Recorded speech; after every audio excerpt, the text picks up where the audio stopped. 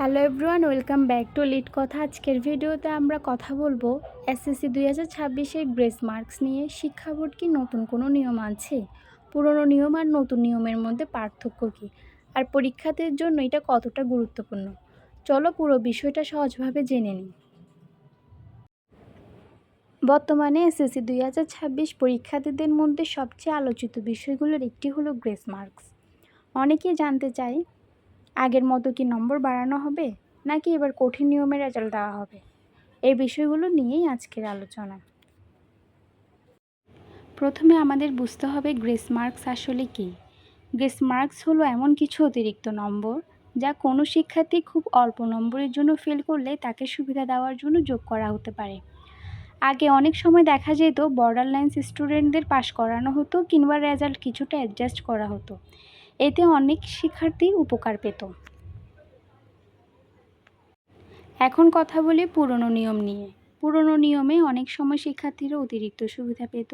বিশেষ করে যারা পাশের খুব কাছাকাছি থাকতো তাদের নাম্বার বাড়ানোর সুযোগ ছিল। গ্রেস মার্ক পাওয়ার সম্ভাবনা তুলনামূলক বেশি ছিল। ফলে অনেক শিক্ষার্থী শেষ পর্যন্ত পাশ করতে পারত। তবে পুরনো নিয়মের কিছু নেতিবাচক দিকও ছিল। অনেক সময় প্রকৃত মেধা ঠিকঠাক যাচাই হতো না। কম প্রিপারেশন নিয়েও কেউ কেউ বেশি সুবিধা পেত। এ কারণে ফেয়ার এভালুয়েশন নিয়ে প্রশ্ন উঠত এবং অনেক সময় অনেক পাস নিয়ে রেজাল্ট নিয়েও বিভিন্ন কথা উঠত। এখন আসে নতুন নিয়মে। নতুন নিয়মে শিক্ষা বোর্ড শিক্ষার্থীদের প্রকৃত পারফরমেন্সের উপর বেশি গুরুত্ব দিতে চায়। মানে তুমি পরীক্ষায় যেমন লিখবে রেজাল্ট মূলত সেটার উপর নির্ভর করবে। এখন গ্রেস মার্ক কমে যেতে পারে এবং নম্বর বাড়ানোর সুযোগও সীমিত হতে পারে। এই নতুন নিয়মের কিছু ভালো দিক আছে, আবার কিছু চ্যালেঞ্জও আছে। ভালো দিক হলো মেধাবীরা সঠিক মূল্যায়ন পাবে এবং পড়াশোনায় বেশি গুরুত্ব দেবে। তবে দুর্বল শিক্ষার্থীদের জন্য চাপ বাড়তে পারে। অল্প নম্বরের জন্য ফেল করার ঝুঁকিও থাকতে পারে। এখন যেহেতু এসএসসি পরীক্ষা শেষের পথে, তাই অনেক শিক্ষার্থীর রেজাল্ট নিয়ে চিন্তা করছে। কেউ ভাবছে গ্রেস মার্ক দেবে কিনা, কেউ ভাবছে পাশ করা যাবে কিনা। কিন্তু এখন অতিরিক্ত টেনশন না নিয়ে নিজের উপর বিশ্বাস রাখা সবচেয়ে গুরুত্বপূর্ণ। কারণ তুমি যা লিখে এসেছো সেটাই এখন মূল বিষয়।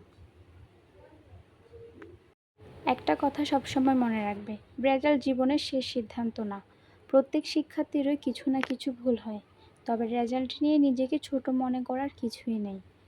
হার্ডওয়ার্ক কখনো বৃথা যায় না। ভবিষ্যতে আরও অনেক সুযোগ আসবে।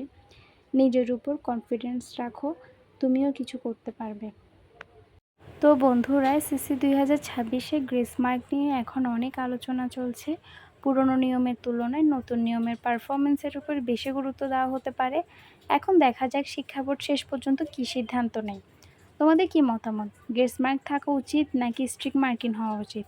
কমেন্টে অবশ্যই জানাও। ভিডিওটি ভালো লাগলে লাইক, কমেন্ট, শেয়ার, সাবস্ক্রাইব করতে ভুলবে না কিন্তু। Thanks for watching. Subscribe for more update and like, comment, share also.